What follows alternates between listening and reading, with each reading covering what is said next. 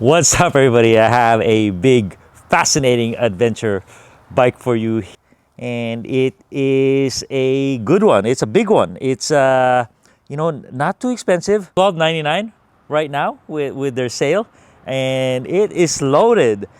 Big thing is its full suspension, front fork, front suspension, rear shock, fat tires, 4.0 tires, and it's got a rack, pretty nice rack, huge seat, and hydraulic brakes. So it's loaded. It's loaded, all right? So, and it's got a big battery. So it's got a 960 watt hour battery. And then it goes up to class 3, 28 miles an hour. And the motor right there, it's 960 watts peak power. So it's got some get up and go for this weight, and it's a heavy bike, 85 pounds for this guy. All right, but it's got a good capacity. It's got a big seat, payload. You can be 400 pounds, and this bike will take care of you. All right. So the pros and cons of it. I'm going to show you a lot of riding footage, but the pros and cons, is get right into it. Is it's full suspension. Fat tire means you can take it to a lot of adventures. You can go on the national parks, you can go on the beaches and power through that sand. When the trail ends, you just keep going and kind of explore a little bit. Another thing is it's got a nicely integrated rear rack, and they actually gave me a basket for it too. I'll take some photos of it so you could check it out. And then it's got a traditional frame and a step-through frame. Okay, so I think step-through, it's not just for ladies, but if you have more stuff here, you don't want to kick over on the back. You just want to enter through here. So step through the frame. It's actually got cool brakes, got some hydraulic brakes, thing like this. You gotta have some stopping power, and it's got something called smooth acceleration on most modes. So it doesn't have a torque sensor, just a cadence sensor. As soon as you start pedaling, it's gonna go to the mode that you're in. But what they did to combat that, you don't want it to just accelerate hard if you're on level 5, is they gave you the smooth start on all the modes. So as you start pedaling, it'll ramp up slowly until it gets to that full power. It takes about 2 to 3 seconds. So it's a good thing if you have a cadence sensor. All right, so let me show you some riding, and I'll talk you through the experience, and then come back to me and I'll give you some cons or disadvantages of this bike to make sure you're not making a mistake if this is the one you're gonna buy. Throttle-only. All right, let's go with a little test ride, starting with a very steep hill.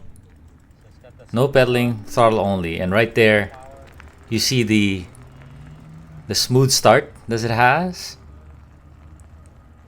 It doesn't help it climb, but it can still climb.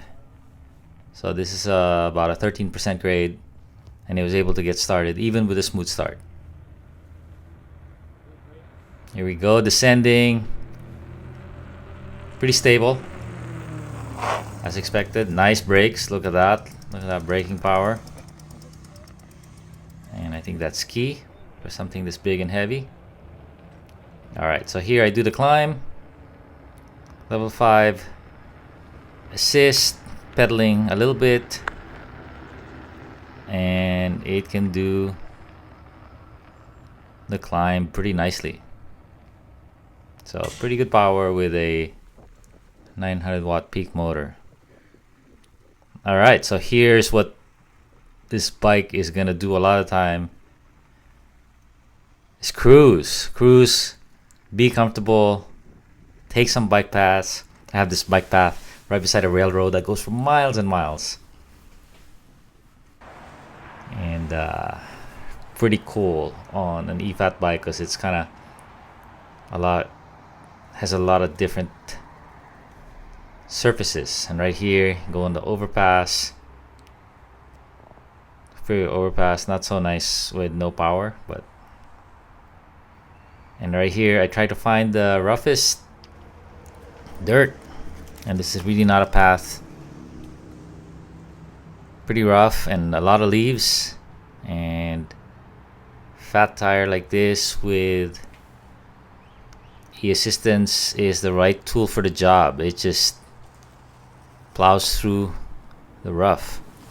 All right, so the first con is the cadence sensor is not as realistic, meaning it's not proportional to the amount of pedaling effort that you're doing. So, it's a little more delayed, waits for the revolution of the wheel to happen before it goes and it tries to boot so much. So, wish it was a torque sensor, but at least they have that smooth start that we're talking about.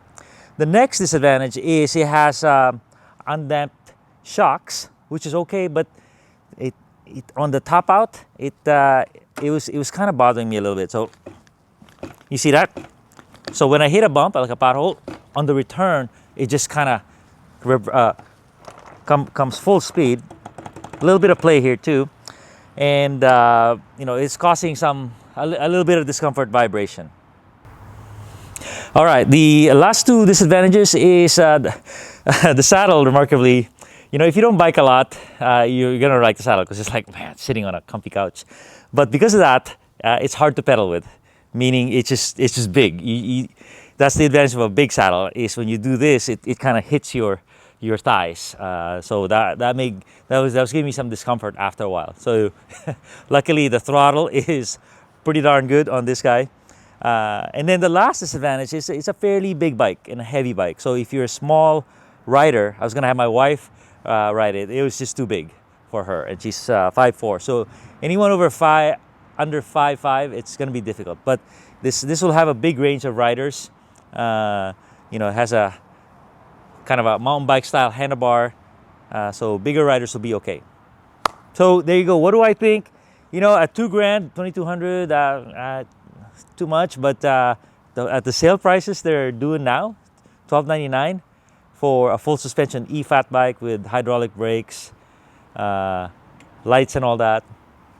It's pretty darn good, and I like the quality of the brand PuckiPuppy, and I like, it's a fun kind of branding that they have going on. So there you go, my friends. Hope that helped you out. Thanks a ton. Let's close off this review with some GoPro riding footage, give you some commentary. And right here, as I said, going through the rough stuff, uneven surfaces, on-track surfaces, this bike's really good at it. So a little bit rough. The suspension is not damped, so on the rebound, it's a little quick, and sometimes it can clank around depending on the hit. So I had to adjust my tire pressure. And this is uphill. Pedestrian on-ramp, and no problem with this bike. And yeah, explore your neighborhood, explore everywhere. And right here, there's a very rough, rocky path right there, no problem. If you had skinny tires, you'd be sketched out, you'll be thrown all over the place, but here, no problem.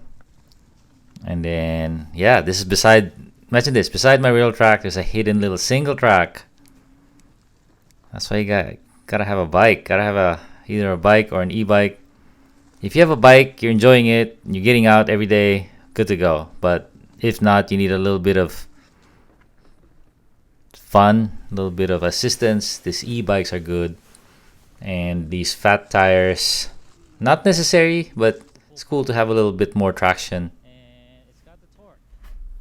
and grip and suspension. And right here, this is where I test the hill climbability, not helping it at all. And it's a smooth start, so it's slower to start, but it's still able to climb. I wish it had a torque sensor, but cadence sensor, they have this good little smooth start feature. So there you go. Hope you enjoyed the ride along on the PuckiPuppy Boxer ST.